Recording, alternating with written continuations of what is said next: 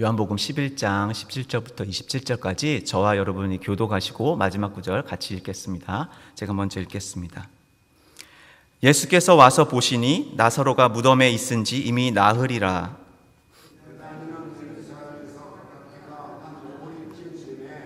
많은 유대인이 마르다와 마리아에게 그 오라비의 일로 위문하러 왔더니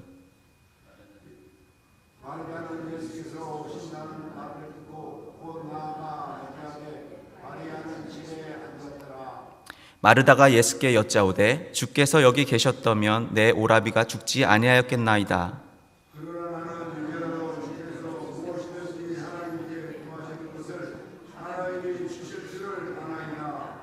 예수께서 가라사대 네 오라비가 다시 살리라.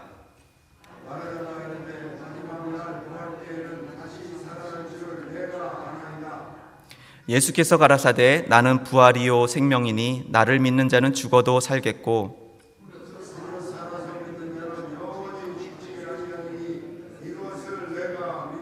같이 읽습니다. 가로되 주여 그러하외다. 주는 그리스도시요 세상에 오시는 하나님의 아들이신 줄 내가 믿나이다. 아멘. 우리는 지난 한 달 동안 고난 주간을 보내고 또 부활절을 통해서 예수님의 십자가와 부활의 그 복음에 대해서 묵상하면서 기념하는 시간을 가졌습니다. 그렇다면 이제 부활절이 지나고 그 부활이 오늘의 이 현실의 삶 속에서는 어떠한 의미가 있는지 그것을 오늘 보기를 원합니다. 예수님의 부활은 매우 놀랍고 신성한 그런 것이죠. 예수님은 신이시니까 부활하셨다는 것 자체는 우리가 믿지 않을 이유가 없습니다. 놀라운 것이었고 당연한 것이었죠. 그런데 우리는 어떻습니까? 우리의 현실을 봤을 때 사실 우리는 그리스도인들이지만 우리가 사는 이 세상은 이 죽음의 두려움이 계속해서 있어요. 그것이 죽음의 두려움이 지배하는 이 현실 속에서 이 부활이 주는 그 의미는 무엇일까요? 부활은 좀 영적인 것이기 때문에 좀 멀리 희미하게 보여지는 것 같고, 하지만 현실 속에서 부활을 생각한다? 조금 괴리가 생기는 것이죠. 사실은 커다란 괴리, 현실과 이 영적 세계에서의 어떤 부활이라는 것이 커다란 멀리 떨어져 있는 것처럼 느껴지는 것입니다. 부활은 영광스러운 것이고 우리는 나중에는 받게 되겠지만요, 지금 현실에서는 너무 거리가 멀게 느껴진다는 것입니다. 그러나 그것이 정말일까요? 성경이 말하고 있는 그 부활의 의미, 오늘 저와 여러분은 인간으로서 부활을 경험했던 오늘 본문의 이 나사로 이야기를 통해서 그 신이신 예수님의 부활이 우리에게 주는 이 현실 속에서 실제로 어떤 영향력을 미치고 있는지를 살펴보고자 합니다. 이 복음의 내용은요, 크게 어떤 것이 있습니까? 하나님의 나라, 이 복음은 하나님 나라, 천국에 대한 내용이 있고요. 또 영원한 생명, 그 주제들은요 주로 죄, 심판, 회개, 지옥, 천국, 구원 이런 것들입니다. 말하자면 영적입니다. 복음의 내용들이 영적이에요. 물질적이지가 않고 이 보이는 이 세계보다 보이지 않는 어떤 영적인 세계를 말하는 것이 복음입니다. 그래서 복음은 영적이라고 말을 할 수가 있습니다. 이 영적이다라는 말의 의미가 무엇입니까? 좀 정확하게. 영이 무엇입니까? 이 영은 영어로 spirit이라고 하죠. 영적인이라고 하면 spiritual. 그래서 영과 관련된이라는 뜻이죠. 이 세상에서도 spirit이라는 용어를 많이 사용합니다. 어떤 인간의 정신을 나타내기도 하고요. 또 어떤 유해지 사상에서는 어떤 에너지를 스피릿이라고도 부르기도 합니다. 그러나 우리가 지금 알고 싶은 것은 성경이 말하고 있는 진짜 이 스피릿, 성경이 말하고 있는 진짜 영이 무엇인지입니다. 간단히 정의하자면 이 스피릿, 이 영은 비물질적이고 보이지 않는 실체라고 말할 수 있습니다. 비물질적이고 보이지 않는 실체. 그러니까 성경이 말하고 있는 이 스피릿은 인간이 만들어둔 어떤 의식이나 정신이나 에너지가 아니고요, 실제 존재하는 실체라는 것이죠.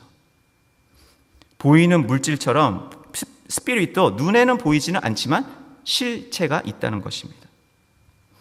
이 영적인 세계에는 영적인 실체들이 있습니다. 그 첫 번째는 무엇입니까? 하나님은 영이시니 하나님이 영이세요. 그리고 성령님도 당연히 영이시죠. The Holy Spirit이라고 하기도, 그냥 The Spirit이라고 하기도 하고요. 성경에는요, 그냥 대문자 S를 써서 Spirit이라고도 합니다. 예수님은요, 예수님도 영이십니다. 예수님께서는 100% 인성을 가지신, 또 100% 신성을 가지신 완벽한 인간이시자 또 영적인 존재이십니다.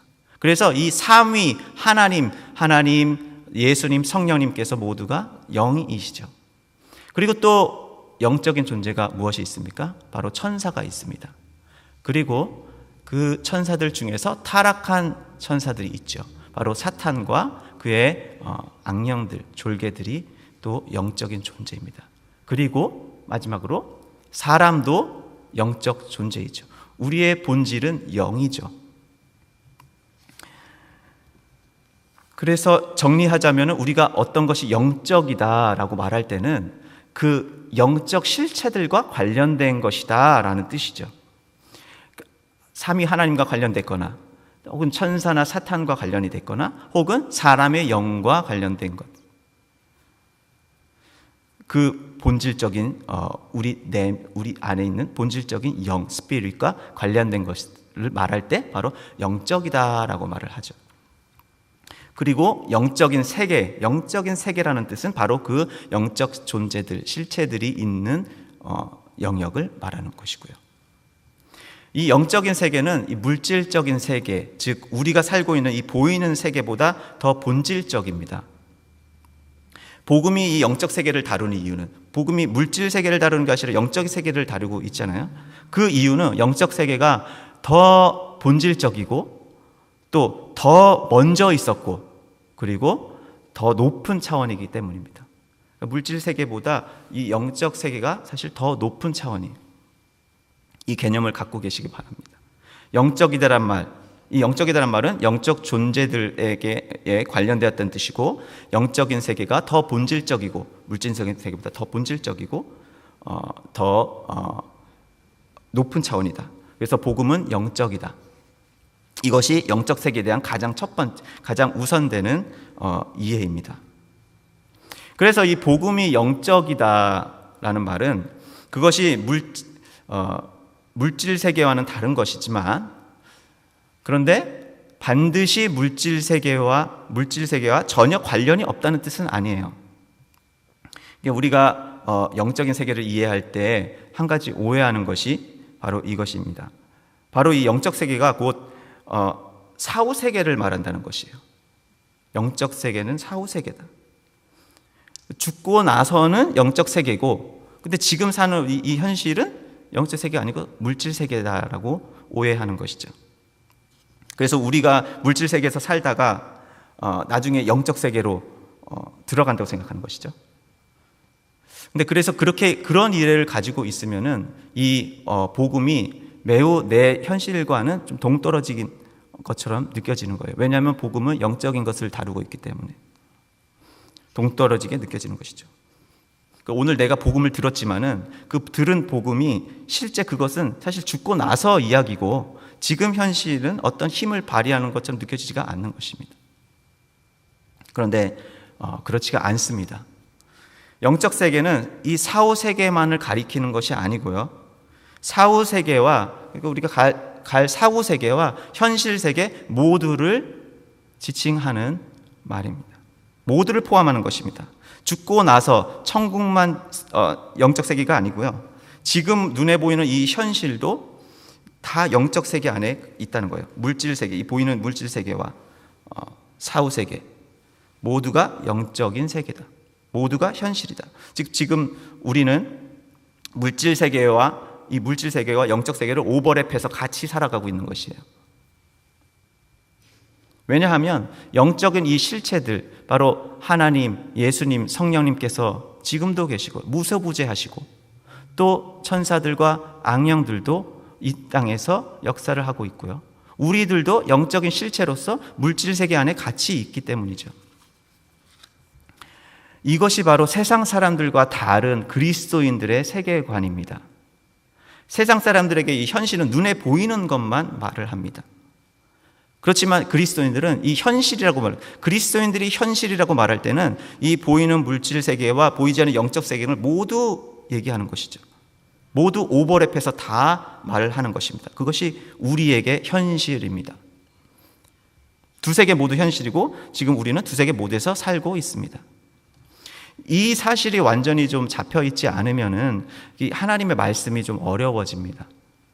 이 성경에도 오늘 읽은 이 본문에도 이 부분을 오해했던 사람이 나오죠. 마르다인데요. 제가 23절 한번 다시 쭉 읽어보겠습니다. 23, 24, 25. 예수께서 이르시되 너의 오라비가 다시 살아나리라. 마르다가 이르되 마지막 날 부활 때에는 다시 살아날 줄 내가 아나이다. 예수께서 이르시되 나는 부활이요 생명이니 나를 믿는 자는 죽어도 살겠고 무릇 살아서 나를 믿는 자는 영원히 죽지 아니하리니 이것을 네가 믿느냐. 마르다는 이 자신의 오빠 나사로가 다시 살아날 것이라는 이 예수님의 말씀에 대해서 어떻게 지금 대답하고 있습니까? 마지막 날 부활 때에는 다시 살아날 줄 내가 아나이다. 그러니까 마르다는 이렇게 지금 얘기를 하고 있는 것이에요.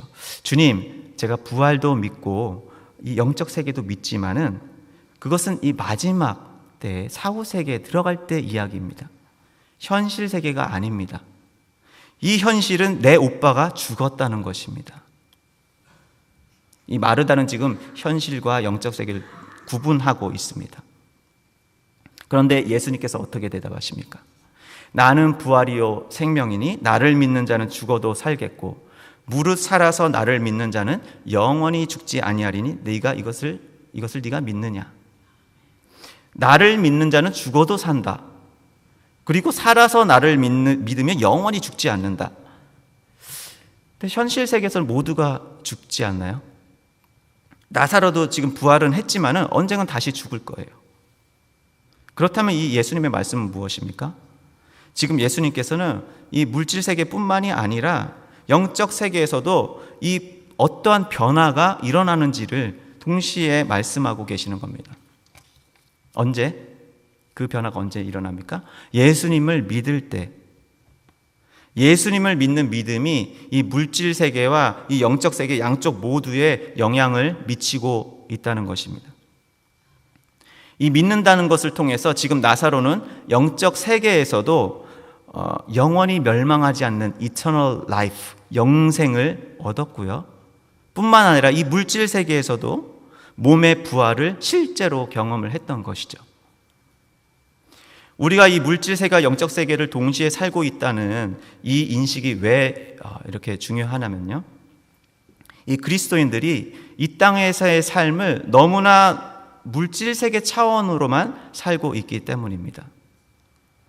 본질적인 이 영적인 세계에서 어떤 일이 지금 일어나고 있는데 그렇게 어떤 일이 일어나고 있음에도 불구하고 그 영적인 영역 안에서 지금 어떤 일들이 일어나고 있는지를 잘 캐치하지를 못하는 거예요.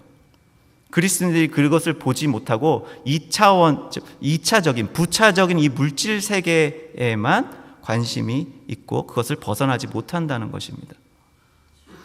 그리스도인들이 영적인 세계는 알고는 있어요. 천국도 있고 마르다처럼 그것이 앞으로 올 것을 믿고 있죠. 마르다도 분명히 믿음이 있었어요. 그러나 그것을 현실에서 떼어서 멀리 던져놓는 것이죠. 사후 세계로 치부해버립니다. 이 영적인 세계는 죽고 나서 얘기고 어쨌든 지금은 우리가 지금 현실 속에서 살고 있으니까 먹고 사는 거 현실적인 이야기를 해야지. 이 크리스천이나 넌 크리스천이나 사는 것이 다를 바가 없는 것이죠. 부활이 지금 나의 육체적인 문제에도 영향을 미치고 있다는 이 믿음까지는 우리가 가기가 어려운 겁니다. 힘든 것이죠. 그래서 나사로가 죽었으면, 아니 사람이 죽었으면 그냥 슬퍼하는 것이고 더 그냥 끝인 거죠. 끝. 현실에서는 더 이상 방법이 없습니다. 물질 세계를 벗어나지 못하는 그러한 삶인 것이죠. 그러나 만약에 마르다가 이 영적 세계를 인식하고 있었다면 어땠을까요? 부활이 이 죽고 나서만이 아니라 지금 이 순간 물질 세계에도 영향을 미친다는 그것을 알았다면 어땠을까요? 그녀는 분명히 예수님의 이 말씀을 알아들었을 것입니다. 나는 부활이요 생명이니 나를 믿는 자는 죽어도 살겠고 살아서 나를 믿는 자는 영원히 죽지 않을 것이다. 예수님이 대체 누구신가 하는 것입니다. 예수님이 누구신가? 나는 부활이고 나는 생명이다. 예수님 자신이 생명이셔요. 예수님 본인이 부활이시기 때문에 그 모든 능력과 권세를 갖고 계신 이 예수님께서, 이 생명의 주관자이신 예수님께서 계시는 곳이면 그곳이 물질 세계든 영적 세계든 상관없이 그곳에 바로 부활이 언제나 가능한 것입니다. 바로 아브라함이 이삭을 죽이면서 믿었던 그 믿음인 것이죠. 나사로의 이 부활 사건은 무언가를 어떤 것을 가르쳐 주려고 예수님께서 의도하신 사건이었죠. 일부러 그 상황을 만드셨어요. 그것이 무엇입니까? 그 가르쳐 주시려고 했던 것. 그것이 바로 믿음입니다. 믿음. 네가 이것을 믿느냐? 무릇 살아서 나를 믿는 자는 영원히 죽지 아니하리니 이것을 네가 믿느냐라고 물으셨어요. 우리가 물질 세계와 영적 세계의 어떤 경계를 뚫어내지 못하고 더 높은 차원의 삶을 살지 못하는 이유는 바로 믿음이, 여러 가지 이유가 있겠지만요, 그 중에 하나는 믿음이 약하기 때문입니다. 예수님께서 마르다에게 물으시는 것은 이것입니다. 너는 어디까지 믿니? 나의 능력이 사후 세계뿐만 아니라 지금 네가 살고 있는 현실 세계에도 있다는 것을 믿니? 그 믿음을 물으시는 거죠. 예수님께서는 제자들에게도 이러한 물음을 여러 번 하셨어요. 마가복음 11장에 보니까 내가 진실로 너에게 이르노니 누구든지 이 산더러 들리어 바다에 던져지라 하며 그 말하는 것이 이루어질 줄 믿고 마음에 의심하지 아니하면 그대로 되리라. 제자들은 처음에는 그런 믿음이 없었습니다. 이 말씀을 듣고서 아니 산에게 명령하면 바다에 던져진다고?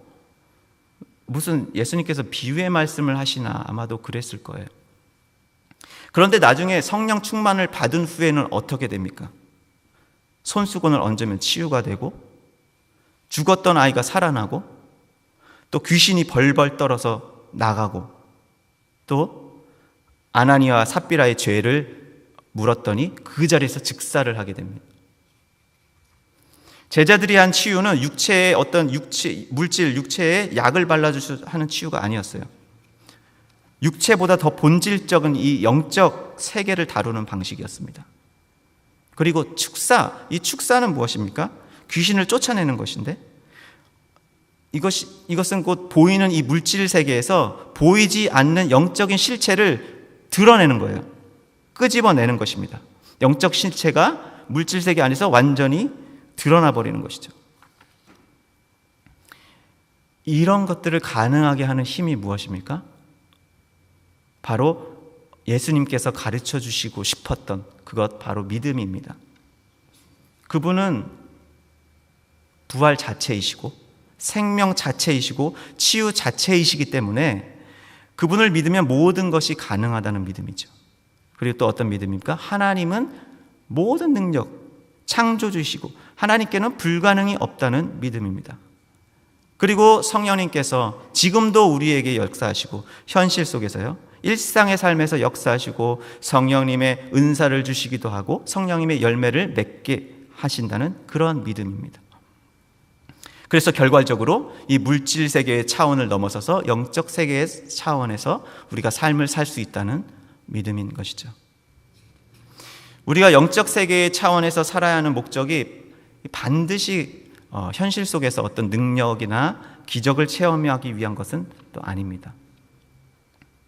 능력과 기적을 체험하는 것은 매우 중요합니다. 우리 신앙생활에서.